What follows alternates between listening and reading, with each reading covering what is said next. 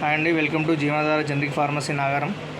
So మనకు చిన్న విషయం చెప్పడానికి వచ్చానండి. ఎందుకంటే లాస్ట్ టైం మీటింగ్లో మన డిఐ ప్రవీణ్ కుమార్ సార్ గారు మనకు చిన్న సజెషన్ ఇవ్వడం జరిగింది. ఎందుకంటే ఈ మధ్యన చాలామంది నార్కోటిక్ మెడిసిన్స్ అమ్మకాల గురించి షాపులలో వేధింపులకు చాలా గురవుతున్నారు.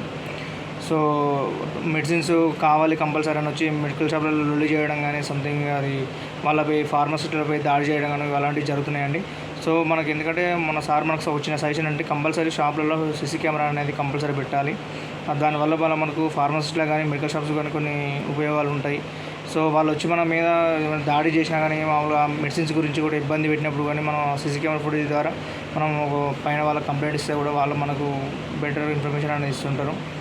సో అందుకే మన సార్ మీటింగ్లో ఏం చెప్పారంటే కంపల్సరీ ప్రతి ఒక్క ఫార్మసీలో కంపల్సరీ సీసీ కెమెరా కంపల్సరీ పెట్టాలని చెప్పారు.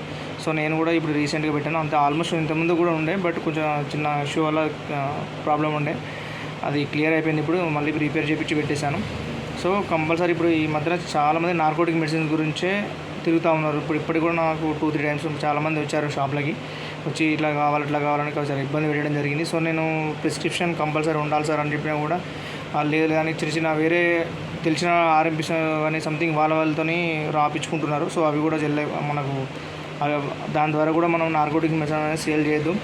సో కంపల్సరీ అలాంటి వాళ్ళు వచ్చినప్పుడు ఇలాంటి సీసీ కెమెరా వాళ్ళు రికార్డ్ అయితే మనకు ప్రాబ్లం అనేది రాదు. ఎందుకంటే కావాల్సుకొని కూడా వాళ్ళు వచ్చి కూడా మన ఇబ్బంది పెట్టడం జరుగుతుంది.